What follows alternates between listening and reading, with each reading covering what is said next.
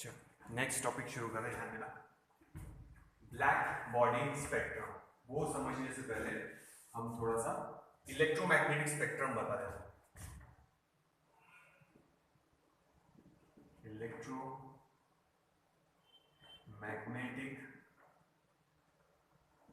ये याद रखना, बाद में भी है हम लोग को। Electromagnetic spectrum increasing order of wavelength में अरेंज कर रहे हैं। गैमा रेज, उसके बाद x rays, increasing order of wavelength. Gamma rays की वेवलेंथ कम, एक्स रेज की वेवलेंथ ज्यादा, उससे ज्यादा यूवी रेडिएशन मतलब ultraviolet radiation.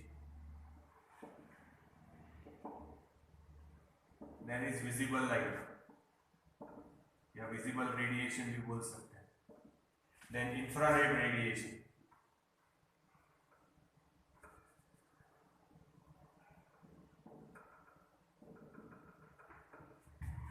Then is micro, ये म्यू ऐसे लिखना शॉर्ट में, माइक्रोवेव्स। एंड उसके बाद है रेडियो वेव्स। रेडियो वेव जो हमारे मोबाइल, टेलीविजन या सैटेलाइट के सिग्नल में काम आते हो।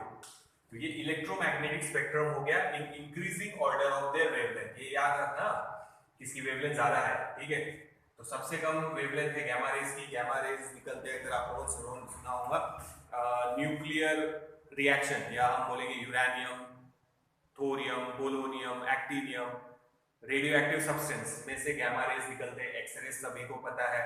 यूवी रेडिएशन देखा होगा आप लोगों ने, आप लोग क्रीम यूज करते हैं, मार्केट में मिलती SPF 15 या SPF 20, SPF 30, अलग अलग आते हैं वो। तो वो क्रीम हमारे को यूवी रेडिएशन से प्रोटेक्ट करती है। आप लोगों ने सुना होगा ओजोन, ओजोन मतलब O3, ओजोन का सिंबल है O3। वो मैक्सिमम अल्ट्रावायलेट रेज जो सन से आ रहे हैं वो उसको एब्जॉर्ब कर लेता। ये अल्ट्रावायलेट रेडिएशन हमारे लिए डेंजरस है। तो ओजोन वो लेयर है जो उन अल्ट्रावायलेट रेडिएशन को एब्जॉर्ब कर लेता जो सन से हमारे तक आ रहे हैं। ओजोन, ठीक है, O3 से डिनोट करते हैं ओजोन को। तुम लोगों ने सुना होगा ना कि पॉल्यूशन बढ़ रहा, फिर हम वो ग्रीन हाउस गैसेस यूज कर रहे हैं, या हम रेफ्रिजरेटर या बाकी चीजें यूज कर रहे हैं, उसकी वजह से ओजोन की लेयर धीरे धीरे कम हो रही, कहीं कहीं पे छेद भी हो गए, मतलब गैप हो गई है, ओजोन नहीं है। तो यूवी रेडिएशन ज्यादा हमारे अर्थ तक आ रहा है। तो जो क्रीम यूज करते हैं यूवी प्रोटेक्शन के लिए, सुना होगा आप लोगों ने वो। विजिबल लाइट, विजिबल लाइट में इंक्रीजिंग ऑर्डर में विजिबल लाइट का स्पेक्ट्रम भी बता देते हैं यहाँ पे। क्या है? वॉयलेट, जो पता हो, violet, indigo, blue, green, yellow, orange, red, ठीक है। तो ये इंक्रीजिंग ऑर्डर में ये भी लिखे हैं विजिबल लाइट। फिर इंफ्रारेड रेडिएशन मतलब हम बोल सकते हैं हीट, सन से हमारे को हीट भी मिल रही, विजिबल लाइट भी मिल रही, यूवी रेडिएशन भी आ रहे, ठीक है। बाकी भी कुछ थोड़े बहुत है उसमें, पर mainly UV radiation, visible light और इंफ्रारेड रेडिएशन मतलब हीट। ये माइक्रोवेव्स, जो हमारे माइक्रोवेव ओवन में भी माइक्रोवेव्स रहते हैं, ध्यान रखना, उसमें भी उनका वर्किंग है। और ये रेडियो वेव्स जो हमारे मोबाइल और टेलीविजन या सैटेलाइट के सिग्नल्स है, वो सब रेडियो वेव्स में ही यूज करते हैं हम लोग। तो ये सब इलेक्ट्रोमैग्नेटिक स्पेक्ट्रम है। All travel with the speed of light 3 × 10⁸ metre per second. तो अभी तो फिलहाल हम ऐसे कंसीडर करें कि हम जब सन की रेडिएशन लें तो ये भी चीजें मिल रही है हम लोगों को, सभी है, पर हम तीन लेंगे अभी ये main, UV radiation, visible light और इंफ्रारेड रेडिएशन। इसको बोलते हैं स्पेक्ट्रम, इलेक्ट्रोमैग्नेटिक वेव्स का स्पेक्ट्रम। और हमने इसको कैसे अरेंज किया है? Increasing order of wavelength. सबसे ज्यादा वेवलेंथ, वेवलेंथ भी बता देता है, याद रखो, ये हुआ है तुम लोगों का शायद 8, 9, 10 में।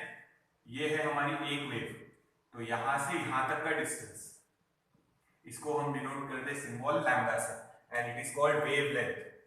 सबसे कम वेवलेंथ गैमा रेज की, उससे थोड़ी ज्यादा एक्स रेज, उससे ज्यादा यूवी रेज, यानी ये जो वेव है उनके लिए, ये पूरी एक वेव हो गई, एक तरफ और एक तरफ, यानी एक वेव। तो इसकी जो लेंथ है उसको हम बोलते हैं wavelength. Increasing order of wavelength में अरेंज किया है। गैमा रेज की वेवलेंथ कम, उससे ज्यादा एक्स रेज, उसके से ज्यादा अल्ट्रावायलेट रेज, उससे ज्यादा विजिबल लाइट, उससे ज्यादा इंफ्रारेड रेज, उससे ज्यादा माइक्रोवेव और सबसे ज्यादा वेवलेंथ है रेडियो वेव्स की। ठीक है, इसकी भी वेवलेंथ याद रखो, अप्रोक्सीमेटली 400 नैनोमीटर, या आप लिख सकते हैं 4 × 10⁻, ये -9 और ये 2 हटा दो, अच्छा वैसे ही लिख लेते चलो, 400 × 10⁻⁻9 मीटर नैनो, चाहे तो ये 2 पॉइंट भी हटा सकते हैं आप, या 400 एंगस्ट्रॉम यूनिट में भी लिख सकते हैं। और रेड का है approximately 700 angstrom unit, sorry 7000 angstrom unit, जैसे ये 4000 है, या 700 नैनोमीटर बोल सकते हैं, या 700 × 10⁻⁹ मीटर, नैनो हटा दो तो 10⁻⁹ मीटर। ये भी याद रखो, 400 नैनोमीटर से 700 नैनोमीटर के बीच में है इनकी वेवलेंथ।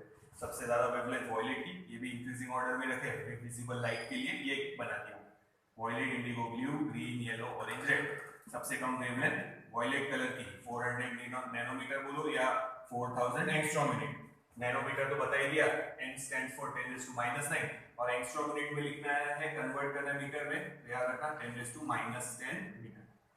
ये हो जाएगा 7000 × 10⁻⁻10, एंगस्ट्रॉम यूनिट का कन्वर्शन याद रखना। तो 1 angstrom unit it is 10⁻⁻10 metre. ये हटा देंगे तो उसकी जगह 10⁻⁻10। तो ये है सन से जो रेडिएशन आ रहा है उसका स्पेक्ट्रम, मतलब अलग अलग वेवलेंथ है। तो सन से जो रेडिएशन मिल रहे हैं हम लोगों को, उसमें कोई एक वेवलेंथ नहीं है, उसमें अलग अलग वेवलेंथ है। तो इलेक्ट्रोमैग्नेटिक स्पेक्ट्रम ये लिख सकते हैं हम फ्रॉम सन। ठीक है, तो बेसिकली हम ये 3 कंसीडर करेंगे फिलहाल के लिए, कि हमको वहां से यूवी रेडिएशन भी मिल रहा है। एग्जांपल बताया, हम लोग यूवी प्रोटेक्शन के लिए क्रीम यूज करते हैं, विजिबल लाइट और इंफ्रारेड रेडिएशन मतलब हीट। तो सन से जो एनर्जी आ रही है उसमें कोई सिंगल वेवलेंथ नहीं है। सिंगल वेवलेंथ का मतलब होता है जैसे लेजर लाइट, रेड कलर की देखा होगा, तो उसमें जो लाइट निकल रही है वो रेड कलर की निकल रही है, यानी सिंगल वेवलेंथ, उसको बोलते हैं मोनोक्रोमैटिक, सिंगल वेवलेंथ। बट यहाँ कोई सिंगल वेवलेंथ नहीं है। सन से जो स्पेक्ट्रम मिलेगा, जो रेडिएशन मिलेंगे, उसमें कोई सिंगल वेवलेंथ नहीं है, अलग अलग वेवलेंथ के रेडिएशन मिलेंगे। मतलब energy is distributed in number of wavelength. UV radiation के थ्रू भी एनर्जी मिल रही, विजिबल लाइट के थ्रू भी एनर्जी मिल रही, और इंफ्रारेड रेडिएशन के थ्रू भी एनर्जी मिल रही हम लोगों को। तो अलग अलग वेवलेंथ के थ्रू एनर्जी हम तक पहुंच रही। तो वैसे अब हम देखेंगे ब्लैक बॉडी स्पेक्ट्रम। इसके पहले वाले वीडियो में हमने बनाई थी फेरिस परफेक्टली ब्लैक बॉडी। उस पर आप रेडिएशन डालते जाओ, वो एब्जॉर्ब करते जाएंगे और उसका टेम्परेचर बढ़ते जाएगा। एक पर्टिकुलर टेम्परेचर पे हम लोग रेडिएशन देना बंद कर देंगे। उसने एब्जॉर्ब तो कर लिया, तो हमने पहले ही बोला है गुड एब्जॉर्बर्स आर गुड इमिटर्स। तो ब्लैक बॉडी स्पेक्ट्रम, जैसे सन रेडिएशन इमिट कर रहा, वैसे ब्लैक बॉडी भी रेडिएशन क्या करेंगी, इमिट। तो उसमें भी ऐसे ही रहेंगे स्पेक्ट्रम, उसमें भी यूवी रेडिएशन रहेगा, विजिबल लाइट रहेगा, इंफ्रारेड रहेगा। जैसे हम गर्म कोई ऑब्जेक्ट बीच में रख दे, अगर वो ज्यादा गर्म है तो लाल दिखेगा, मतलब विजिबल लाइट आ गई। गर्म भी फील होगा, यानी इंफ्रारेड रेडिएशन भी आ गए। तो जब हम ब्लैक बॉडी को गर्म करेंगे, ठीक है, तो वो भी सन जैसे अलग अलग रेडिएशन इमिट करेंगी, UV radiation, visible light, infrared radiation, ऐसे अलग अलग रेडिएशन वो इमिट करेंगी। तो उसी के बारे में हम लोगों को स्टडी करना है।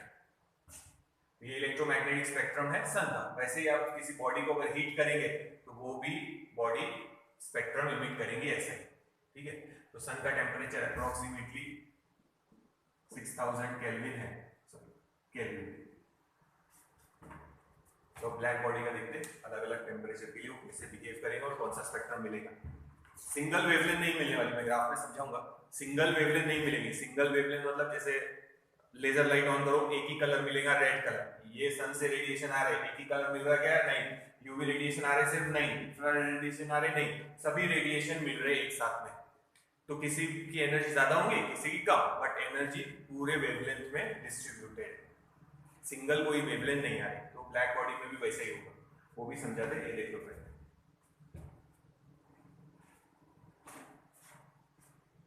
ये स्पेक्ट्रम याद रखना, आगे भी हमारे काम आएगा, फिर मैं मिटा रहा इसको। तो ये जो स्पेक्ट्रम बनाया है वो सन से जो रेडिएशन आएंगे वो है, समझो। ऐसे ही रेडिएशन जब मिलेंगे जब आप ब्लैक बॉडी को हीट करेंगे, तो उसमें एक इलेक्ट्रोमैग्नेटिक वेव नहीं मिलेंगी, अलग अलग इलेक्ट्रोमैग्नेटिक वेव्स मिलेंगे। यूवी रेडिएशन भी मिलेंगे, विजिबल लाइट भी मिलेंगी और इंफ्रारेड रेडिएशन भी मिलेंगे हम लोगों को। तो वो देखते हैं, ये नोट डाउन करो फिर आगे चलते। अब देखो, अब हम स्टडी करेंगे ब्लैक बॉडी स्पेक्ट्रम। ग्राफ ही है, वो कुछ नहीं है, ध्यान देना। ग्राफ बनाना है और हर चीज उसमें एक्सप्लेन करना है बस। थ्योरेटिकल कॉन्सेप्ट है ब्लैक बॉडी स्पेक्ट्रम। अगर आया तो 3 मार्क के लिए आएगा, ग्राफ आया तो सिर्फ 2 मार्क के लिए। ग्राफ भी आ सकता है।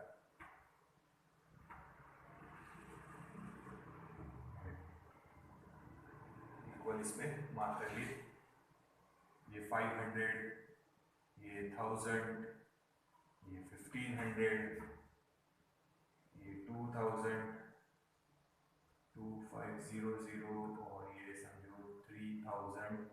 ये है नैनोमीटर में।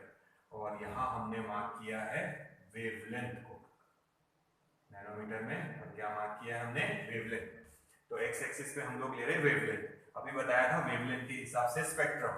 तो हम यहाँ से शुरू करेंगे। तो सबसे कम जिसकी वेवलेंथ है गामा रेज, फिर एक्स रेज, फिर यूवी रेज, फिर हमारे विजिबल लाइट। यहाँ पे रेंज आएगा 400 नैनोमीटर टू 700। तो वो मार्क कर लेते, पहले रेड कलर से मार्क कर लेते।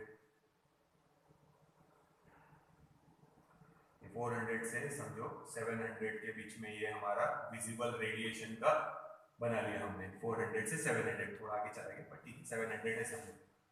तो यहाँ है हमारा violet, indigo, blue, green, yellow, orange, red. Visible light लिख देते खाली, वो आप लोगों को पता ही है ऑर्डर। तो ये विजिबल लाइट वाला है रेंज, ठीक है। तो इधर होगा कौन से rays? Gamma rays, x rays, UV rays, ये विजिबल लाइट, फिर इंफ्रारेड रेज, फिर आगे जाएंगे और माइक्रोवेव्स, रेडियो वेव्स एक्सेट्रा, ठीक है। अब हम ब्लैक बॉडी लेंगे, परफेक्टली ब्लैक बॉडी जैसे फेरिस की थी, फेरिस परफेक्टली ब्लैक बॉडी। ये ग्राफ का पार्ट नहीं है, ये हमने बताया कि यहाँ से यहाँ तक 400 नैनोमीटर से 700, थोड़ा इधर ड्रॉ करना चाहिए था पर ब्रॉड बताने इसलिए थोड़ा आगे ले लिया। 700 नैनोमीटर तक ये। तो ये वॉयलेट, ये रेड, इसके इधर कम वेवलेंथ वाले, इसके उधर ज्यादा वेवलेंथ वाले हैं, ये देखो, ठीक है। और इधर हम निकालेंगे आर। आर मतलब क्या है हमारा? Emissive power. ये हो चुकी है डेफिनेशन ना। और रेडिएंट पावर, क्या ड्रॉ किया है? इमिसिव पावर और radiant power on y axis. अब हम ब्लैक बॉडी लेंगे और उसको हीट करेंगे, मतलब रेडिएशन डालेंगे तो वो एब्जॉर्ब करते जाएगा, एब्जॉर्ब करते जाएगा। पहले ही बताया है गुड एब्जॉर्बर्स आर गुड इमिटर्स। आपने एनर्जी दिया, उसको एक टेम्परेचर तक लेके गए। मान लो हम ले गए 300 केल्विन तक। कहां तक ले गए? 300 केल्विन तक। अब हम उस ब्लैक बॉडी को 300 केल्विन तक हमने गर्म कर दिया। केल्विन टेम्परेचर, ये टेम्परेचर बता रहे हैं हम। टेम्परेचर केल्विन में भी गिन सकते हैं, डिग्री सेल्सियस भी गिन सकते हैं, हम यहाँ केल्विन में ले रहे हैं। तो हमने उस बॉडी, ब्लैक बॉडी को गर्म किया है up to 300 kelvin, sorry 3000 kelvin तक, 300 नहीं 3000 केल्विन तक। अब वो बॉडी गर्म हो चुकी है, बहुत ज्यादा गर्म हो चुकी है। अगर ऐसे गर्म बॉडी के बाद हाथ लेके जाओ थोड़ा सा भी, तो आप गर्म फील कर सकते हो उसको, ठीक है। थोड़ा ग्लो भी मिलेगा। तो विजिबल लाइट भी आ गई, इंफ्रारेड रेडिएशन भी आ गए, और उसमें से यूवी रेडिएशन भी निकलेंगे जैसे सन में से निकलते हैं। यूवी रेडिएशन है, विजिबल लाइट है, इंफ्रारेड रेडिएशन है, तो वहां से भी इमिट होंगे। तो अगर मैं कौन सी वेवलेंथ ज्यादा आ रही है, कितनी आ रही है, उसका ग्राफ प्लॉट करूं, इसके लिए अगेंस्ट रेडिएंट पावर और वेवलेंथ का, तो ग्राफ कैसा बनेगा?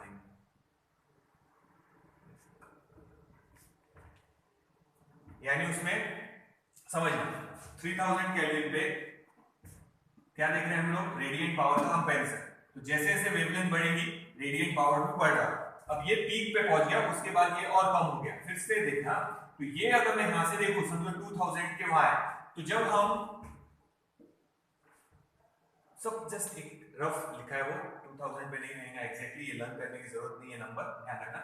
तो 3000 केल्विन पे जब रखेंगे उस ब्लैक बॉडी को, तो वो जो रेडिएशन इमिट करेगी, ये वेवलेंथ 2000 नैनोमीटर सबसे ज्यादा इमिट होगी। बाकी भी वेवलेंथ इमिट होंगे मगर इतने ज्यादा इमिट नहीं होंगे। बस इतना बताना है कि जब आप ब्लैक बॉडी को एक पर्टिकुलर टेम्परेचर पे डिपेंड करेंगे तो उसमें सभी वेवलेंथ इमिट होंगे, कुछ वेवलेंथ कम है, फिर कुछ ज्यादा है, फिर कुछ वेवलेंथ कम इमिट हो रहे हैं।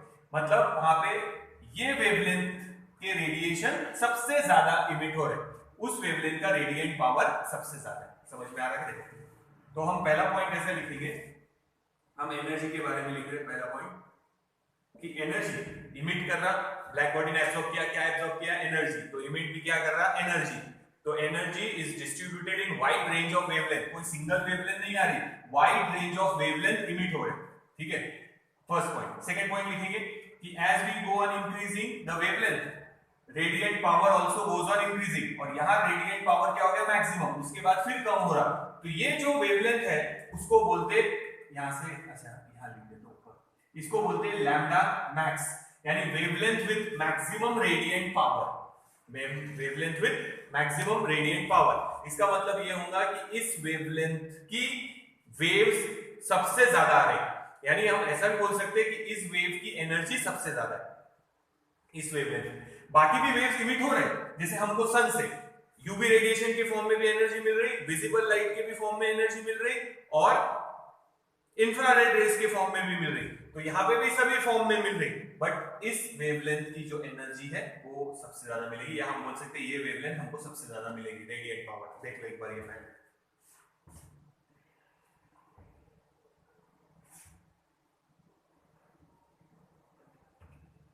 समझ में आ रहा है? देखो, तो जैसे सन से कोई एक वेवलेंथ नहीं मिल रही, वैसे ब्लैक बॉडी में से भी कोई एक वेवलेंथ नहीं मिलेगी। इधर वाले wavelength UV rays, x rays, gamma rays ये मिल रहे हैं मगर कम, विजिबल लाइट थोड़े ज्यादा मिल रहे हैं उसमें से। फिर ये समझो हम बोलेंगे इंफ्रारेड रेज ज्यादा आ रहे हैं और माइक्रोवेव रेडियो वेव्स कम आ रहे हैं। तो ये समझो हम बोल रहे हैं इंफ्रारेड रेडिएशन समझो सबसे ज्यादा मिल रहे हैं। तो यहाँ पे इस पर्टिकुलर टेम्परेचर पे 3000 केल्विन पे यहाँ मेंशन कर देते शॉर्ट में छोटा सा, 3000 केल्विन पे ये वाली वेवलेंथ मैक्सिमम मिलेगी। ये एक्सपेरिमेंटल स्टडी है कि ब्लैक बॉडी को हमने 3000 केल्विन तक हीट किया, फिर वहां से जो रेडिएशन आ रहा है, तो कौन से रेडिएशन मिल रहे हैं? यूवी रेडिएशन भी मिल रहे हैं, विजिबल रेडिएशन भी मिल रहे हैं, इंफ्रारेड रेडिएशन भी मिल रहे हैं, माइक्रोवेव रेडिएशन भी मिल रहे हैं, आगे वाले भी मिल रहे हैं। ठीक है, तो सबसे ज्यादा इंफ्रारेड रेडिएशन मिल रहे हैं, ये वेवलेंथ सबसे ज्यादा मिल रही है, ऐसा इमेजिन करो। देखो ये ग्राफ ऐसा बनेगा। तो देखो सबसे पहला पॉइंट लिखेंगे कि जब आप ब्लैक बॉडी को अलग अलग टेम्परेचर पे रखेंगे फिक्स, तो अभी हमने कौन से फिक्स टेम्परेचर पे रखा है? 3000 केल्विन पे। अब उसमें से जो रेडिएशन आ रहे हैं उनको हम नोट डाउन करेंगे।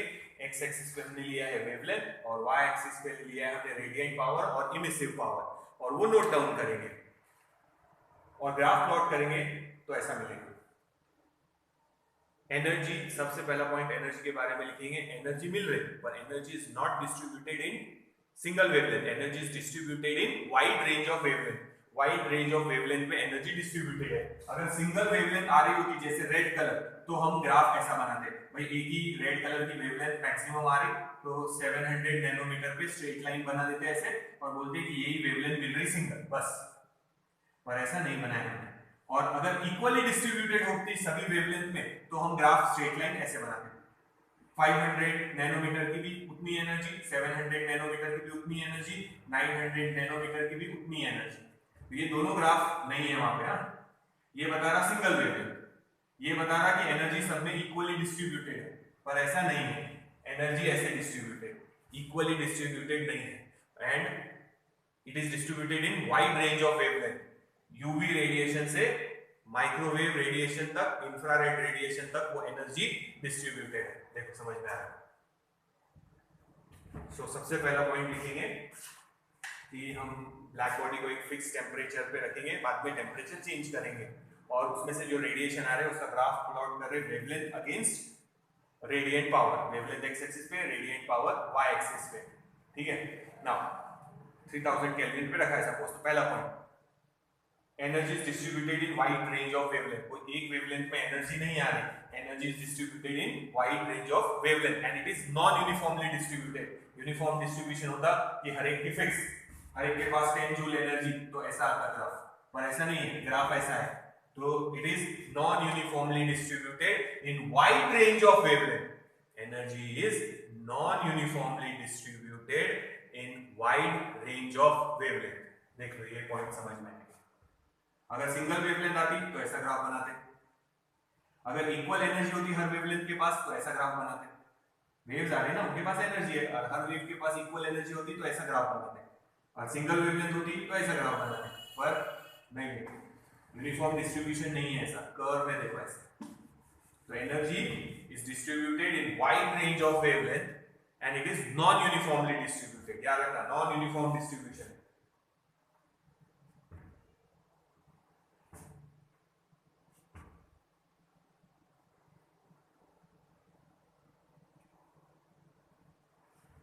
सो एनर्जी जो मिल रही it is non uniformly distributed, non uniform distribution है in wide range of wavelength. Second point,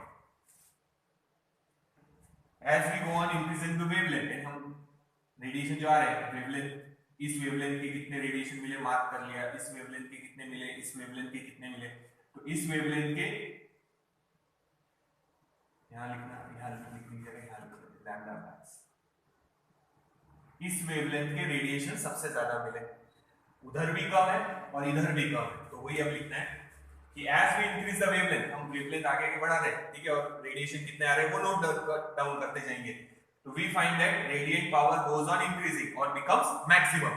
after that the radiate power also decreases, again decreases बोलेंगे, तो यहां पे रेडिएट पावर मैक्सिमम है। देखो यहां इस पूरे ग्राफ में यहां पे वो रेडिएट पावर मैक्सिमम है, इसका मतलब इस पर्टिकुलर वेवलेंथ पे रेडिएंट पावर मैक्सिमम है, तो इसको बोलते हैं lambda max, wavelength with maximum intensity या मैक्सिमम रेडिएंट पावर।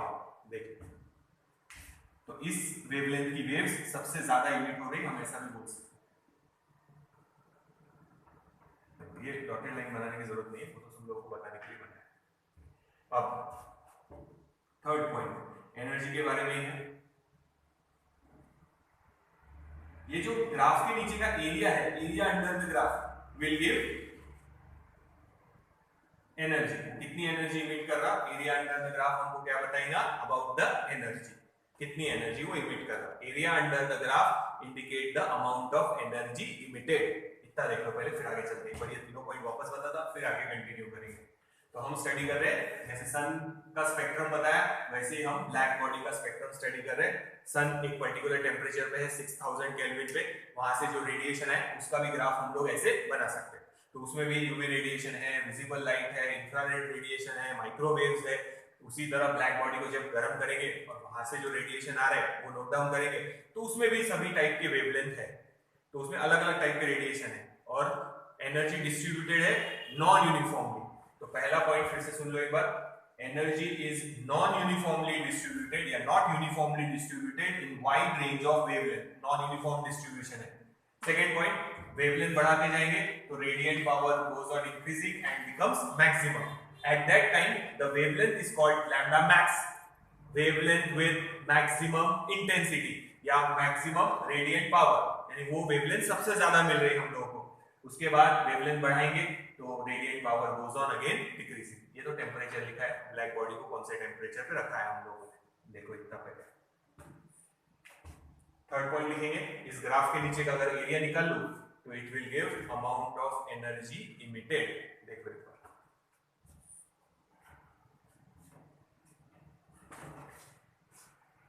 इतना देखो, नोट्स में पढ़ लो एक बार, फिर आगे कर लेते हैं।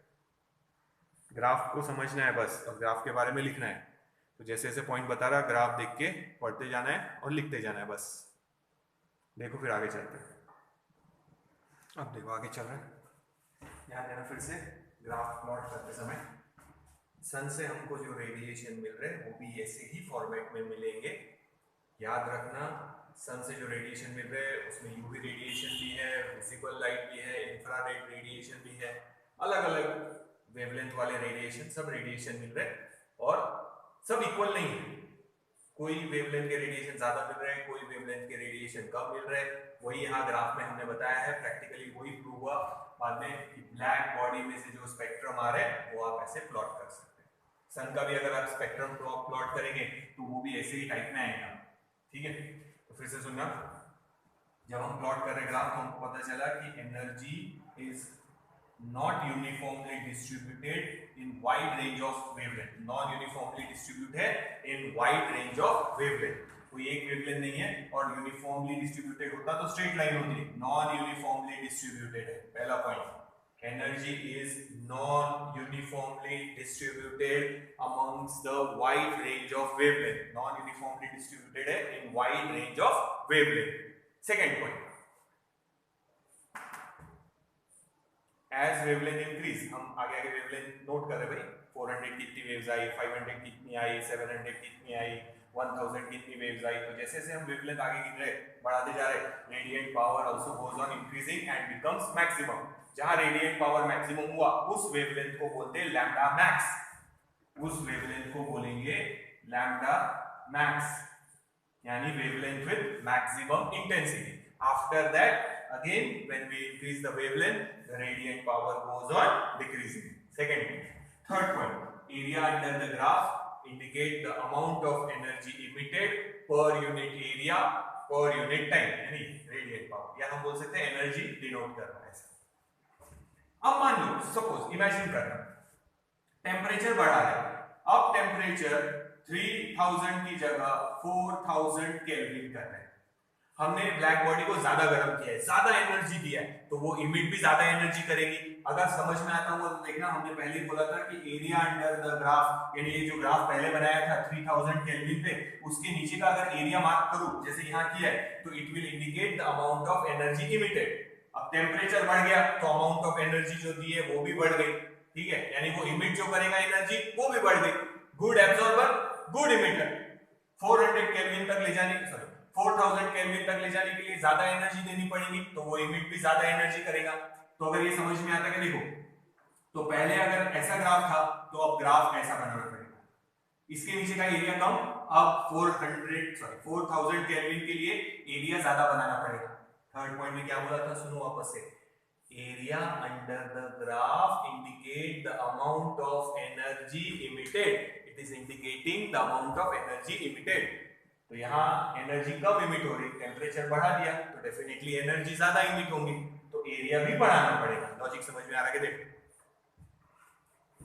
उसको अब 4000 के लिए भी हम सब नोट डाउन करेंगे तो उसका ग्राफ इसके जैसे ही आएगा, पर देखना एरिया ज्यादा लेना पड़ेगा. क्यों ज्यादा आएगा एरिया? क्योंकि एनर्जी ज्यादा है. तो area under the graph indicate the amount of energy emitted. पहले अगर ग्राफ ऐसे बनाया तो अब ग्राफ थोड़ा ज्यादा बड़ा बनाना पड़ेगा क्योंकि एनर्जी इमिटेड ज्यादा है. ठीक है, सेकंड थिंग देखना, ग्राफ ऐसा बनेगा. ये है 4000 केल्विन के लिए एरिया बढ़ गया, फर्स्ट थिंग. सेकेंड थिंग देखो, ध्यान से नोट करना है, पहले लैम्डा मैक्स आ रहा था 2000 पे, अब लैम्डा मैक्स आ रहा 1500 पे. तो अब अगर मैं बॉडी ये हटा दूं, ये ग्राफ हटा देते एक बार के लिए, फर्स्ट ग्राफ हो गया. ठीक है, एक बार के लिए हमने हटा दिया वहां से. अब मैं 4000 केल्विन पे रखूंगा ब्लैक बॉडी को और उसका ग्राफ प्लॉट करूंगा तो ऐसा है. बाकी चीजें देखो, पहला energy is not uniformly distributed in wide range of wavelength. Second point, as we go on increasing the wavelength, the radiant power also increases and it again decreases. यहाँ पे radiant power maximum है, उस wavelength को बोलेंगे lambda max. ये थोड़ा ध्यान से देखना, पहले lambda max ये था, अब lambda max ये है. तो हमने टेम्परेचर बढ़ाया, तो lambda max की वैल्यू पहले थी 2000 पे, अब आ गई 1500 पे, यानी लैम्डा मैक्स की वैल्यू डिक्रीज हुई है. ये पॉइंट हमारे काम आएगा बाद में, अभी भी लिखने वाले हम लोग देख लेंगे. और एरिया बढ़ गया क्योंकि एनर्जी ज्यादा इमिट हो रही, तो वो वापस से पहला ग्राफ बना देना. ये ऐसा वो ग्राफ बनाया हमने 3000. अब टेम्परेचर और बढ़ा, देखो तो एरिया अंडर द ग्राफ और बढ़ गया. अब ये जो पीक पहले यहां था, अब वो पीक यहां आ गया, अब वो पीक यहां आ गया. तो पहले लैम्डा मैक्स की वैल्यू थी 2000, अब 1500, अब 1000. तो ये है समझो. अब 6000 केल्विन के लिए देखेंगे, ये ऐसा and so on.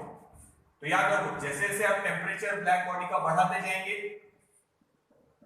The value of lambda max पहले इस वेवलेंथ की वेव सबसे ज्यादा आ रही है, अब इस वेवलेंथ की वेव सबसे ज्यादा आ रही है, अब इस वेवलेंथ की वेव सबसे ज्यादा आ रही है, और अब इस वेवलेंथ की वेव सबसे ज्यादा आ रही है। सो ये भी पॉइंट लिखना है कि as we go on increasing the temperature, temperature बढ़ा रहे तो ये पीक इधर शिफ्ट हो रहा, मतलब लैम्डा मैक्स की वैल्यू कम हो रही, एक बढ़ रहा दूसरा कम, कौन सा वेरिएशन, इनवर्स वेरिएशन। ये बात में काम आएगा, देख लो पहले ये समझ में आएगा। अब देखो, समझो हम किसी चीज को थोड़ा गर्म करें, जैसे हम दूध गर्म कर रहे हैं, सपोज लोहे का बर्तन है, स्टील का बर्तन बोलो या लोहे का बर्तन गर्म कर रहे हैं, मान लो 300 केल्विन है रूम टेम्परेचर, 300 केल्विन मतलब हमारा 27 डिग्री सेल्सियस, 300 केल्विन पे है, और उसको हम थोड़ा गर्म कर रहे हैं, कितने डिग्री सेल्सियस से इंक्रीज करेंगे, 100 डिग्री सेल्सियस से, मान लो 400 केल्विन तक दूध को गर्म किया। तो अगर आप उस कंटेनर के पास हाथ लेके जाए तो आपको रेडिएशन, गर्मी फील कर सकते हो उसका। तो याद रखना, अगर 800 केल्विन से कम है, क्या है टेम्परेचर, 800 केल्विन से कम यानी 300 केल्विन है जैसे रूम टेम्परेचर, तो 800 केल्विन से अगर टेम्परेचर हमारा कम है 800 केल्विन से, तो उसमें से मैक्सिमम मिलेंगे हम लोगों को इंफ्रारेड रेडिएशन। कौन से मिलेंगे, इंफ्रारेड रेडिएशन, याद रखना। अब टेम्परेचर बढ़ाएंगे, तो जब किसी लोहा गर्म है, समझो हम उसको थोड़ा गर्म कर रहे हैं, तो अभी थोड़ी देर भट्टी में रखा है, बाहर निकाल लिया, कलर चेंज नहीं होता, वैसे ही काले रंग का ही दिखेगा लोहा। अब आप उसके ऊपर थोड़ा सा हाथ अगर रख के देखेंगे, टच नहीं करना है, थोड़ा दूर, यहाँ टच करके देखो, गर्म फील होगा, और थोड़ा दूर रखेंगे तो गर्मी फील होगी, इंफ्रारेड रेडिएशन। अब उसको थोड़ा और हीट करो, तो टेम्परेचर बढ़ा रहे, अब यहां पहुंच गए समझो, ठीक है। ये मत देखना, अभी से जैसे एग्जांपल बता रहा, लोहा थोड़ा और गर्म हो गया तो वो थोड़ा सा डल रेड, ब्राउनिश डल रेड दिखेगा। और ज्यादा गर्म करो, देखो यहां रेड कलर, तो वो ब्राइट रेड दिखेगा। और ज्यादा गर्म करो तो वो व्हाइट दिखने लग जाएगा। कैसे दिखेगा, व्हाइट, ठीक है। तो याद रखो पीक कैसे शिफ्ट हो रहा है, उसका एग्जांपल बता रहा। अगर हमारा जो बॉडी हमने गर्म किया है उसका टेम्परेचर 800 केल्विन से कम है, 800 केल्विन से कम यानी हम रूम टेम्परेचर के क्लोज है, तो इंफ्रारेड रेडिएशन ज्यादा मिलेंगे। तो आप उतने गर्म ऑब्जेक्ट के पास हाथ लेके जाएंगे तो आप वो गर्मी फील कर सकते हैं। विजिबल लाइट इतनी ज्यादा इमिट नहीं होगी, तो आपको वो विजिबल लाइट अंधेरे में रखेंगे उस कंटेनर को तो दिखने नहीं वाला। अब आप लोहा लो, उससे ज्यादा गर्म करो, समझो 800 केल्विन से ज्यादा गर्म कर दिया हमने, यहां पहुंच गए समझो हम। ये नंबर याद मत रखो, जो मैं एग्जांपल बता रहा हूं वो देखना, ये हटा ही देते हैं पूरा, ग्राफ में ये बनाना है। अभी जो एग्जांपल बता रहा हूं लोहे के लिए, ये लोहा नहीं है, ये ब्लैक बॉडी, ठीक है। अब 800 से ज्यादा पे चले गए तो वो डल रेड दिखने लग जाएगा, देखो यहाँ पीक इधर था इंफ्रारेड में, अब विजिबल के क्लोज आ गया, रेड कलर के क्लोज आ गया, तो डल रेड दिखेगा पहले। फिर और ज्यादा गर्म करो लोहे को, तो आपने वो देखा होगा जब लोहार ब्लैक स्मिथ लोहा गर्म करता है, हथौड़े से मारने से पहले वो लाल लाल दिखने लग जाता है, रेडिश ऑरेंज, तो वो यहाँ पे पहुंच गया। और ज्यादा गर्म किया, तो पहले गर्म किया तो उसको हाथ से आप गर्मी फील कर सकते हैं, टच करेंगे तो आपको गर्म फील होगा। उससे ज्यादा गर्म करेंगे, टेम्परेचर बढ़ा दिया, यानी ये वेवलेंथ ज्यादा आ रही है, मतलब रेड के क्लोज, तो वो डल रेड दिखेगा, अभी दूर है रेड से पर डल रेड दिखेगा। और ज्यादा गर्म करेंगे तो ब्राइट रेड दिखने लग जाएगा वो। और जब समझो अप्रॉक्स 3000 केल्विन तक हीट कर देंगे तो फिर देखो यहाँ पे पूरे विजिबल लाइट मैक्सिमम है, विजिबल लाइट मैक्सिमम मतलब वो व्हाइटिश दिखने लग जाएगा, कैसे दिखेगा, व्हाइटिश। तो देखो दो स्टार का कंपैरिजन बता रहा, तो ये समझ में आया क्या, देख लो एक बार पहले, ये सब लिखा नहीं है पर ये याद रखना है कि किसी ऑब्जेक्ट को जब हीट करेंगे तो पहले वो रूम टेम्परेचर से थोड़ा ज्यादा है, समझो 800 केल्विन तक गए आप, उससे कम है या उतना है समझो, तो आप सिर्फ इंफ्रारेड रेडिएशन उसके फील कर पाएंगे। उससे ज्यादा हीट करेंगे, 800 केल्विन से ज्यादा समझो लोहे को गर्म किया, तो वो थोड़ा सा डल रेड टाइप में दिखेगा, थोड़ा सा ग्लो होगा, अंधेरे में भी रखेंगे तो विजिबल लाइट भी आ रही है, देखो इसके क्लोज। उससे ज्यादा गर्म करेंगे तो अब ये देखो पीक यहाँ पे आ गया रेड कलर के वहां, ठीक है, तो वो दिखेगा bright orange red, orange red के क्लोज है, violet, indigo, blue, green, yellow, orange red, orange red, तो ऑरेंज रेड दिखेगा।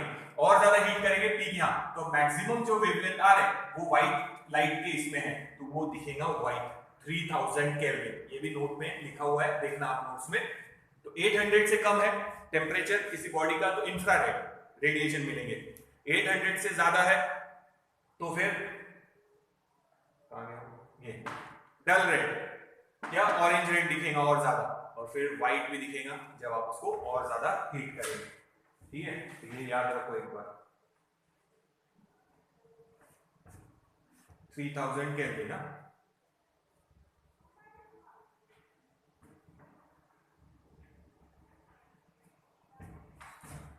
ये याद रखो, ये ग्राफ से वो भी प्रूव हो गया कि किसी आप मेटल के ऑब्जेक्ट को जब हीट करेंगे तो उसका कलर अलग अलग क्यों दिखेगा। पहले जब हीट करेंगे तो कोई कलर चेंज नहीं आएगा, ब्लैक दिखेगा जैसा कलर है उसका लोहे का। हाथ उसके पास लेके जाएंगे तो आप हीट गर्मी फील कर सकते हैं, थर्मल रेडिएशन फील करेंगे। थोड़ा और हीट करेंगे तो वो दिखेगा कैसा, डल रेड, ब्राउनिश टाइप में, डल रेड, डिम रेड दिखेगा। फिर और ज्यादा हीट करेंगे तो ऑरेंज रेड दिखेगा, और ज्यादा हीट करेंगे तो व्हाइट। तो देखो टेम्परेचर बढ़ाते जा रहे हैं तो व्हाइट। अब देखो और ज्यादा टेम्परेचर बढ़ाएंगे तो और ज्यादा इधर शिफ्ट हो जाएगा, तो ये आ गया ब्लू कलर। तो आप लोग देखो, हम जो गैस जलाते हैं, गैस होगा ना सबके यहाँ एलपीजी गैस, तो उसकी फ्लेम ब्लू कलर की है क्योंकि उसका टेम्परेचर हाई है। कैंडल जब जलाते तो कैंडल दिखती ऑरेंज कलर की फ्लेम उसकी, क्योंकि उसका टेम्परेचर कम है। देखना, तो वो जो फ्लेम है उसमें कैंडल में, तो उसमें टेम्परेचर कम है। बाहर वाला थोड़ा ब्राइट ऑरेंज दिखता फ्लेम में। देखना आप लोग कहां ड्रॉ करो फ्लेम। ये सब पॉइंट जो बता रहा हूं वो याद रखना, थ्योरेटिकल जो लिखना था वो तो पहले ही बता चुका हूं। ये देखो, ये समझो हमारी कैंडल रेड है, मेरे पास ऑरेंज नहीं है तो उससे ही बता देता। बीच वाला पार्ट और आजू बाजू वाला पार्ट, बीच वाला पार्ट देखो ब्राइट ऑरेंज दिखेगा और बाहर वाला डल ऑरेंज, यानी डल ऑरेंज और ब्राइट ऑरेंज। डल ऑरेंज इसलिए क्योंकि बाहर का टेम्परेचर कम है और सेंटर वाले का टेम्परेचर ज्यादा है। हम जो गैस वाली फ्लेम देखेंगे वो दिखेंगी ब्लू कलर की। क्यों? क्योंकि उसका टेम्परेचर कैंडल वाली फ्लेम से और ज्यादा है। तो ये आप लोग ऑब्जर्व करके देखना एक बार। तो जैसे जैसे आप किसी ऑब्जेक्ट को हीट करेंगे तो उसका कलर क्यों चेंज होता, यहां से पता चल जाएगा। अब समझो दो स्टार कंपेयर कर रहे हैं, एक स्टार है ब्लू कलर का, या हम लोग बोलेंगे व्हाइटिश कलर, दूर है हमसे, डॉर्फ, छोटा स्टार दिख रहा, पर स्टार बड़े रहते हैं, हमारे से बहुत दूर है इसलिए वो छोटे छोटे दिखते हैं। और एक हमारा सन समझो, वो भी स्टार ही है, वो रेड हॉट दिखता हमको। तो क्या लगता है किसका टेम्परेचर ज्यादा है, रेड वाले का या व्हाइट वाले स्टार का? तो यहां से पता चलेगा रेड वाले का टेम्परेचर कम है, जो भी यहां लिखेंगे। जब वो व्हाइट दिख रहा मतलब उसका टेम्परेचर ज्यादा है। तो जो स्टार हमको व्हाइट दिख रहा, इस लॉजिक के हिसाब से उसका टेम्परेचर ज्यादा है, और जो रेड दिख रहा ब्राइट रेड, उसका टेम्परेचर कम है। ब्राइट रेड, व्हाइट, फिर और ज्यादा हीट करेंगे ब्लू। अब ब्लू का भी कंपैरिजन ले, तो कोई स्टार अगर ब्लू दिख रहा होगा तो उसका टेम्परेचर व्हाइट वाले स्टार से भी ज्यादा है। ठीक है, तो व्हाइट वाला होगा नहीं टेम्परेचर, और ज्यादा गर्म होगा तो पी किधर आ गया, यानी वो ब्लूइश दिखेगा। ऐसे तो ऐसे कलर चेंजेस होते हैं जब आप किसी ऑब्जेक्ट को हीट करते हैं। तो ब्लू तक ठीक है, देखिए ये ड्रॉ करने की जरूरत नहीं है, ये याद रखना। इतना नोट डाउन कर लो, ग्राफ के ऊपर से हो गया हमारा पॉइंट। तो यही जो ब्लैक बॉडी स्पेक्ट्रम है हमारा, वो काम आता to measure the temperature of sun, stars. Sun का टेम्परेचर गिनने के लिए कोई गया थोड़ी होगा, वो कैसे गिना वो बताता है। पहले ग्राफ एक बार देख लो, जो मैंने पॉइंट बताया वो अच्छे से देख लो, फिर उसके बाद नेक्स्ट टॉपिक लेते। ये थोड़ा सा ध्यान रखना, जैसे जैसे टेम्परेचर बढ़ा रहे लैम्डा मैक्स की वैल्यू कम होती जा रही, कम होती जा रही मतलब पहले ये वेव्स मैक्सिमम आ रहे थे, अब ये वेव्स मैक्सिमम आ रहे हैं, अब ये वेव्स, यानी ये टेम्परेचर पे रेड कलर की वेव्स सबसे ज्यादा आ रहे हैं, इसलिए वो ऑब्जेक्ट कैसे दिखेगा, ब्राइट ऑरेंज रेड। फिर इधर आए तो ये वेवलेंथ सबसे ज्यादा आ रही, मतलब ऑलमोस्ट सभी वेव्स आ रहे हैं एक जैसे, तो हम बोलेंगे ऑब्जेक्ट विल अपीयर व्हाइट। तो लैम्डा मैक्स की वैल्यू कम हो रही जैसे जैसे टेम्परेचर बढ़ा रहा है। पहले लैम्डा मैक्स ये था, फिर ये था, फिर ये था, अब यहाँ देखो। ठीक है, उसका लिखना है तो वो देखो एक बार पहले।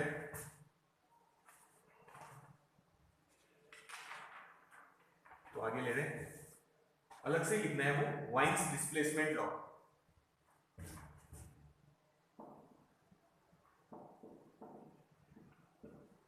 वाइन्स साइंटिस्ट का नाम है। लैम्डा मैक्स टी कौन सा वेरिएशन है, inverse. So lambda max is inversely proportional to temperature. Temperature कम था, लैम्डा मैक्स ये था, टेम्परेचर ज्यादा, लैम्डा मैक्स ये, टेम्परेचर और ज्यादा, लैम्डा मैक्स और कम, टेम्परेचर और ज्यादा, लैम्डा मैक्स और कम, यानी लैम्डा मैक्स की वैल्यू लेफ्ट में शिफ्ट हो रही, कम हो रही, inverse variation. So we can say lambda max into T is constant, suppose B, तो उसकी वैल्यू है lambda max T is equals to 2.898, constant की वैल्यू 10⁻³ वेवलेंथ का यूनिट मीटर, टेम्परेचर का केल्विन। तो ये फॉर्मूले से सन का टेम्परेचर फाइंड आउट कर सकते हैं। कैसे करेंगे वो बताता हूं। तो it is Wien's displacement law, यही है वाइन्स डिस्प्लेसमेंट लॉ। जैसे जैसे आप टेम्परेचर बढ़ाते जाएंगे बॉडी का, तो value of lambda max goes on decreasing. इसीलिए पहले ऑब्जेक्ट कोई कलर चेंज नहीं पर थर्मल रेडिएशन फील होंगे। फिर जब आप और ज्यादा ऑब्जेक्ट को हीट करेंगे तो वो दिखेगा डल रेड, फिर दिखेगा ब्राइट रेड, फिर दिखेगा व्हाइट। वही बोल रहे हैं lambda max T is constant inverse variation, और कांस्टेंट की वैल्यू याद रखना 2.898 into 10⁻³ मीटर केल्विन। तो जो सन से रेडिएशन आ रहा है उसका भी ग्राफ प्लॉट करेंगे तो ऐसा ग्राफ मिलेगा, कोई एक ग्राफ, क्योंकि सन का टेम्परेचर फिक्स है, कितना है समझो 6000 केल्विन।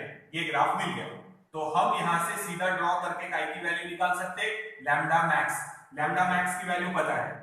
ये जो ग्राफ बनाया है ये हमने सन से जो रेडिएशन हम तक आ रहा है अर्थ तक, उस पर से ये ग्राफ बना लिया। एक ही बनेगा ना, सन का टेम्परेचर तो हम चेंज नहीं कर सकते, तो सन का टेम्परेचर उतना ही है 6000 केल्विन, तो उसके लिए हमने ये ग्राफ बना लिया जो सन से रेडिएशन आ रहा है। Energy is not distributed in uniformly, it is distributed in wide range of wavelength. वही area will give energy emitted, वो काम का नहीं है। यहां पे रेडिएंट पावर मैक्सिमम है, वहां से लैम्डा मैक्स की वैल्यू निकालो, लैम्डा मैक्स की वैल्यू डाल दो, कांस्टेंट की वैल्यू पता है, टेम्परेचर ऑफ द सन मिल जाएगा। टेम्परेचर ऑफ अलग अलग प्लैनेट्स, टेम्परेचर ऑफ मून, यही फॉर्मूले से आप फाइंड आउट कर सकते हैं। या टेम्परेचर ऑफ डिस्टेंट स्टार्स, सबके टेम्परेचर इसी से फाइंड आउट किए। Wien's displacement law, lambda max T is constant, और ये कांस्टेंट की वैल्यू याद रखो। तो ये देख लो, आगे चलते हैं।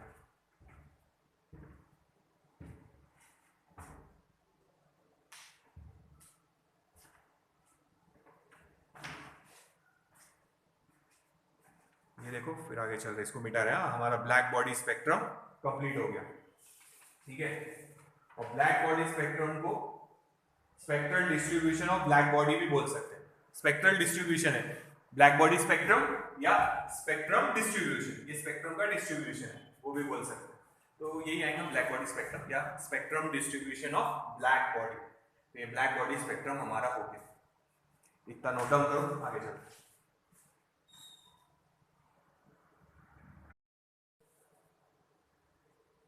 अब देखो आगे ले रहे हैं Stephen Boltzmann law of radiation.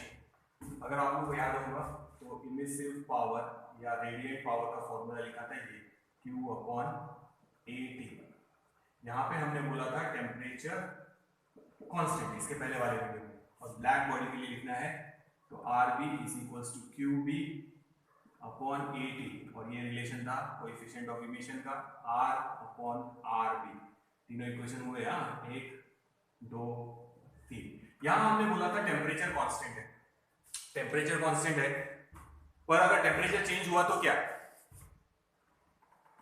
तो ये जो इमिसिव पावर है या रेडिएंट पावर है वो टेम्परेचर पे कैसे डिपेंड करता है, मैंने बोला था बाद में बताएंगे।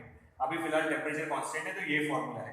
टेम्परेचर चेंज हुआ तो कैसे होगा रिलेशन, किसने दिया? स्टीफन बोल्ट्जमैन लॉ में दिया है ये। According to Stefan Boltzmann law the emissive power या रेडिएंट पावर, या इसको ऐसा भी बोल सकते, देखो R का फॉर्मूला क्या है Q/T, अलग कर लेते हैं ऐसा, और डिवाइडेड बाय A। तो R को इमिसिव पावर बोलते हैं,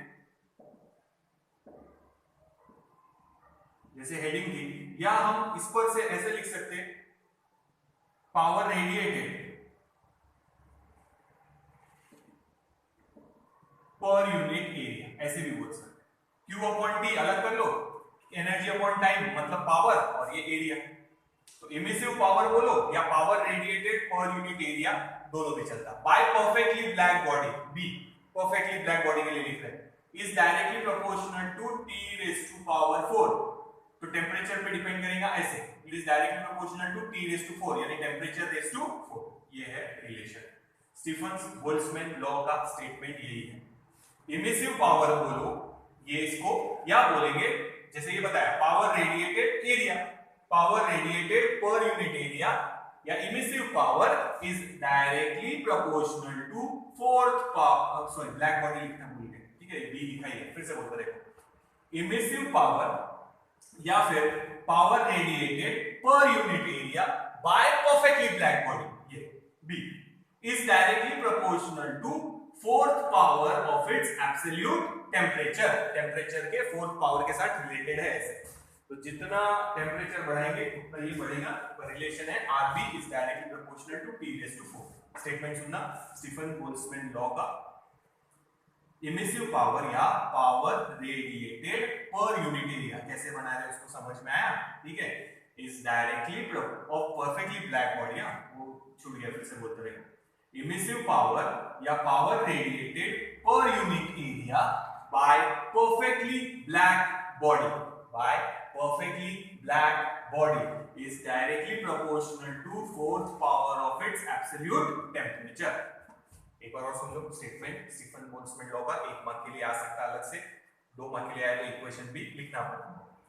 इमिसिव पावर और power radiated per unit area, power energy upon time radiated per unit area of perfectly black body, perfectly black body लिखना मत भूलना, perfectly black body is directly proportional to fourth power of its absolute temperature।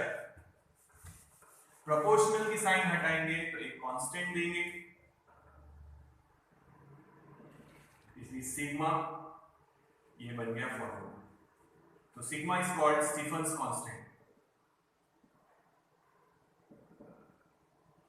with science and its value is 5.67 into 10 raised to minus 8। Unit देखना कैसे बना है, sigma is equals to r upon t raise to 4। ये इधर कर दिया, sigma का unit लिखना है ना, तो r का यूनिट हमने लिखा था joule per metre square second, joule metre square second. तो यहाँ पे वही लिखेंगे इसका joule per metre square second, ठीक है। और ये टेम्परेचर रेज़ टू 4 तो केल्विन रेज़ टू 4, या फिर जूल अपॉन सेकंड को आप लिख सकते हैं watt per metre square kelvin raise to 4। Joule upon second को यहाँ पे भी हमने लिखा था वैट पर मीटर स्क्वायर, वहां पे दिख रहा है, ठीक है। तो ये हो गया अपना स्टीफन्स लॉ ऑफ रेडिएशन या Stefan's Boltzmann law of radiation. According to it, emissive power या क्या बोला है, power radiated per unit area is that of by perfectly black body is directly proportional to fourth power of its absolute temperature। ये याद रखो, इसके dimensions बता देता सिग्मा के, निकाल के बता देता पर डायरेक्टली याद रखना। m1 l0 t raised to -3, temperature को k से केल्विन का ले सकते या थीटा से भी डिनोट करते, -4। कैसे आया बता दें। R के डायमेंशन हम लोग पहले निकाल चुके हैं, m1 l0 t -3। नीचे टेम्परेचर के dimensions m0 l0 t0, temperature का k लिख रहे हैं रेज़ टू 4, तो यहाँ नहीं है k, तो यहाँ k रेज़ टू, ये k ऊपर जाके माइनस वही लिख रहा है। तो ये हो गया यूनिट वैल्यू और ये डायमेंशन।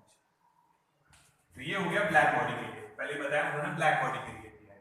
ऑर्डिनरी बॉडी के लिए बोला तो हम ये वाला फॉर्मूला यूज करेंगे, इधर मल्टीप्लाई करो तो ऑर्डिनरी बॉडी का emissive power is equals to E into RB, RB इधर मल्टीप्लाई, RB की वैल्यू रखो ये E sigma T raise to 4। तो ये भी आप ब्लैक बॉडी के लिए लगा सकते हैं, ब्लैक बॉडी के लिए E की वैल्यू 1 देखो sigma T raise to 4, sigma T raise to 4, याद है ना, ब्लैक बॉडी के लिए E की वैल्यू 1। तो ये फॉर्मूला है फॉर परफेक्टली ब्लैक बॉडी, ये है कोई दूसरी बॉडी के लिए E आ जाएगा खाली E sigma T raise to 4। कैसा है देखो, ये इधर मल्टीप्लाई किया, और एक चीज बता था थोड़ा सा वो याद रखो, ये देखो ये फॉर्मूला हम ऐसे भी लिख सकते हैं, R इज इक्वल्स टू, ये भी फॉर्मूला है तो लिख लो Q अपॉन AT, ठीक है। ये भी फॉर्मूला है E sigma T raise to 4, देखो समझ में आ रहा है, ये भी फॉर्मूला है ये भी फॉर्मूला है, दोनों को इक्वेट कर लिया आगे। तो Q अपॉन T मतलब अभी बताया था उसको बोलते पावर रेडिएटेड, ये इमिसिव पावर है ना, Q अपॉन T, यानी अभी बताया था Q अपॉन T को बोल सकते हैं power radiated, per unit area बोलो तो ये सिर्फ पावर रेडिएटेड बोला तो Q अपॉन T की वैल्यू निकालना है। Q अपॉन T की वैल्यू निकालने के लिए आया तो एरिया इधर मल्टीप्लाई कर देंगे तो फॉर्मूला बन जाएगा E sigma A T raise to 4। तो ये हमारे काम आएगा फॉर्मूला, Q अपॉन T निकालना रहा तो। और यही फॉर्मूला ब्लैक बॉडी के लिए भी काम आ जाएगा, E की वैल्यू 1 डाल देंगे, नीचे कर देंगे, समझ में आया ना, एरिया इधर multiply E sigma A T raise to, इसको Q अपॉन T को क्या पढ़ेंगे, पावर रेडिएटेड, ये इमिसिव पावर है या रेडिएंट पावर, ये हम बोल रहे हैं पावर रेडिएटेड या power emitted, power radiated per unit area मतलब अभी बताया, ठीक है। ये भी फॉर्मूला याद रखना, Q upon T E sigma A T raise to 4, तो ये एनर्जी अपॉन टाइम यानी जूल अपॉन सेकेंड या फिर वैट यूनिट है, तो ये भी हमारे काम आएगा फॉर्मूला। बस इससे रिलेटेड एक और थोड़ा सा टॉपिक ले लेते हैं फिर हमारा ये हटा देते हैं। तो ये थोड़ा सा याद रखना कि वो अपॉन T इस पर से निकाला है, Q अपॉन T एरिया इधर मल्टीप्लाई, देख लो एक बार।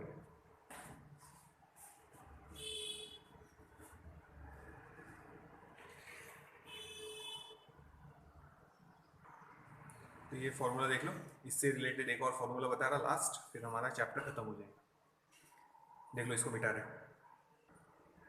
अब देखो, अब देखेंगे black body in black surrounding, numerical आएंगे, black body in black surrounding.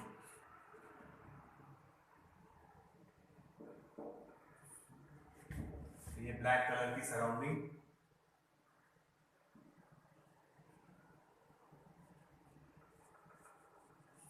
और उसमें हमने एक ब्लैक बॉडी रखा है, डायग्राम बनाने की जरूरत नहीं है। बॉडी का टेम्परेचर है T और सराउंडिंग का टेम्परेचर है T0। T is the temperature of the body and T0 is the temperature of surrounding. दोनों भी ब्लैक है तो ब्लैक बॉडी ब्लैक सराउंडिंग लिख सकते हैं, और हम मेंशन कर रहे हैं T is greater than T0। Definitely इसका मतलब ये इमिट ज्यादा करेगा और एब्जॉर्ब कम करेगा, बताया था ना। जैसे cup of T 50 degree Celsius और सराउंडिंग का टेम्परेचर 27 डिग्री सेल्सियस, तो ये इमिट ज्यादा करेगा, प्रीवियस थ्योरी में बताया था, और एब्जॉर्ब कम। तो वही देख रहे हैं इमिट कितना करेगा और एब्जॉर्ब कितना करेगा। लॉस का इक्वेशन निकाल रहे हैं हम लोग, एनर्जी का क्या होगा, लॉस। इमिट ज्यादा कर रहा, दे ज्यादा रहा, ले कम रहा, तो वही देख रहे हैं। So energy emitted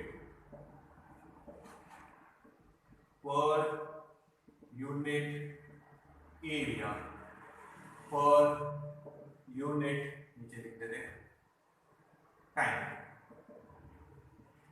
it is equal to energy emitted per unit area per unit time, मतलब काय के बारे में बोल रहे हैं, आर के बारे में, और आर का भी फॉर्मूला निकाला था sigma T raise to 4।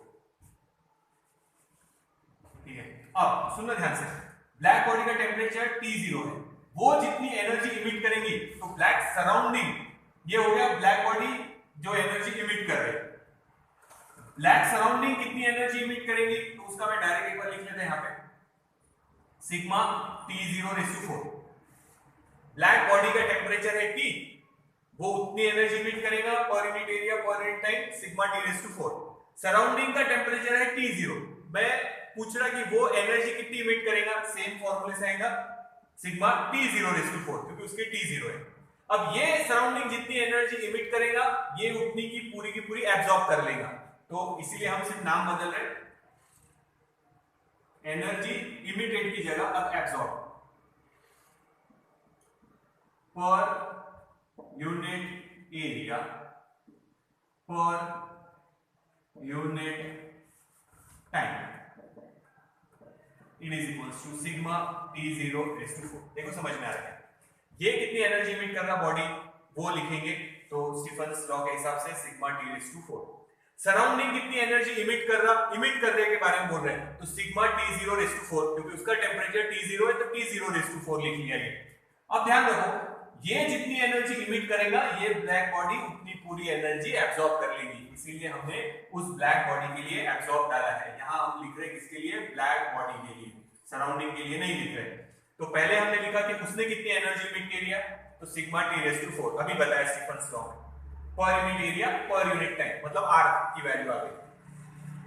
Black surrounding कितनी एनर्जी इमिट करेगा, उसका टेम्परेचर अगर T0 है तो T0⁴ इनटू सिग्मा, जैसे इसका निकाला वैसे सराउंडिंग का आ गया। बट सराउंडिंग जितनी एनर्जी इमिट कर रहा वो पूरी की पूरी ये एब्जॉर्ब कर लेगा, क्योंकि ये ब्लैक बॉडी है, इसकी इमिट की भी वो एब्जॉर्ब कर लेगा। तो सराउंडिंग का गेन हो रहा, पर हम बॉडी का लॉस निकाल रहे हैं, बॉडी के बारे में निकाल रहे हैं। तो इसने जितनी एनर्जी इमिट किया और ये एब्जॉर्ब किया वो निकल गया। समझ में आ रहा है? तो इस बॉडी ने कितनी एनर्जी इमिट किया, ये सराउंडिंग कितनी एनर्जी इमिट करेगा, ये सराउंडिंग ने जो एनर्जी इमिट की वो बॉडी ने एब्जॉर्ब कर ली पूरी की पूरी, इसीलिए हमने वर्ड डाल दिया एब्जॉर्ब। ये energy emitted by the surrounding है, but it is energy absorb by the body per unit area per unit. So body का क्या होगा, loss, loss of energy per unit area per unit time will be equal to, यानी इसको अगर r लिखे, इसको r0 लिखे तो r माइनस r0, दोनों में से कॉमन निकलेगा सिग्मा, ब्रैकेट में आएगा T⁴ माइनस T0⁴। देखो समझ में आएगा। तो ये है लॉस बाय द बॉडी। किसी ने पूछा सराउंडिंग ने कितनी गेन किया, तो इतनी एनर्जी का इसका लॉस हुआ, उतनी एनर्जी सराउंडिंग ने गेन कर लिया, क्योंकि वो भी परफेक्टली ब्लैक है। देख लो समझ में आएगा। हाँ, अगर यही फॉर्मूला ऑर्डिनरी बॉडी के लिए लिखना होगा तो सिर्फ अब हमको पता है एक्स्ट्रा क्या आएगा, E sigma T⁴ minus T0⁴। किसी ऑर्डिनरी बॉडी के लिए लिखना है तो सिर्फ एक्स्ट्रा E आ जाएगा, ब्लैक बॉडी के लिए E की वैल्यू 1 अभी बताया था ना। अगर ब्लैक बॉडी है तो सिग्मा T⁴, ऑर्डिनरी बॉडी है तो E सिग्मा T⁴, यहाँ पे भी E आएगा, तो E sigma common, E sigma T⁴ minus T0⁴। तो ये बॉडी कितनी एनर्जी का लॉस होगा वो निकल गया। सराउंडिंग ने कितनी गेन किया, तो जितनी एनर्जी का इसका लॉस है उतना ही सराउंडिंग का गेन है, बस उतना याद रखना। देखो ये हमारा लास्ट टॉपिक था। तो ये हमारा chapter kinetic theory of gases and radiation खत्म हो गया। फिर से बोल रहा, मैंने आप लोगों को टेक्स्ट बुक की पीडीएफ भेजा है। अगर आप लोगों के पास टेक्स्ट बुक नहीं है तो पीडीएफ में के न्यूमेरिकल्स ट्राई करो, टेक्स्ट बुक के पीछे के fill in the blank try करो जितना हमारा हुआ है उस पे। तो फिर मैं इसके बाद अब न्यूमेरिकल्स लेंगे हम लोग टेक्स्ट बुक के पीछे के फिल इन द ब्लैंक, कुछ एक्स्ट्रा क्वेश्चन होंगे तो वो भी डिस्कस करेंगे और न्यूमेरिकल्स भी लेंगे। तो इतना देख लेना एक बार, और न्यूमेरिकल्स वाले इस वीडियो के 1-2 दिन बाद ही शुरू करेंगे ताकि आप लोग सारे videos kinetic theory of gases and radiation के देख लें। फिर हम महाराष्ट्र स्टेट बोर्ड की जो टेक्स्ट बुक है उसके पीछे के fill in the blanks, extra कोई क्वेश्चन होंगे थ्योरेटिकल वो, और फिर लास्ट में न्यूमेरिकल्स, तो वो हम लोग लेंगे। तो अगर आप लोगों के पास टेक्स्ट बुक नहीं है और अभी मिल भी नहीं रही है, मार्केट बंद है, तो कोई प्रॉब्लम नहीं है। मैंने आप लोगों को पीडीएफ भेजा था टेक्स्ट बुक का, उसका उससे 2 पन्ने निकाले, 2 पन्ने होंगे पीछे के kinetic theory of gases and radiation exercise के। तो एक्सरसाइज के एक्स्ट्रा क्वेश्चन थ्योरेटिकल, फिर fill in the blank, choose the correct option वाले, और न्यूमेरिकल्स वो हम लोग नेक्स्ट वीडियो से शुरू करेंगे। तो ये हमारा चैप्टर खत्म हो गया, सेकंड पार्ट हो गया रेडिएशन, तो पूरा हो गया kinetic theory of gases and radiation third वाला चैप्टर। तो देखो फर्स्ट रोटेशनल डायनामिक्स हो गया, second mechanical properties of fluid हो गया, and third kinetic theory of gases and radiation. हमारा पहले इलेक्ट्रोस्टैटिक्स भी हो चुका है और हमारा सेमीकंडक्टर्स भी हो चुका है 12th का। तो हमारे ऑलमोस्ट 16 में से 5 चैप्टर अभी एट प्रेजेंट हो चुके। ठीक है, तो नेक्स्ट वीडियो में इसके आगे देखेंगे कौन सा चैप्टर ले।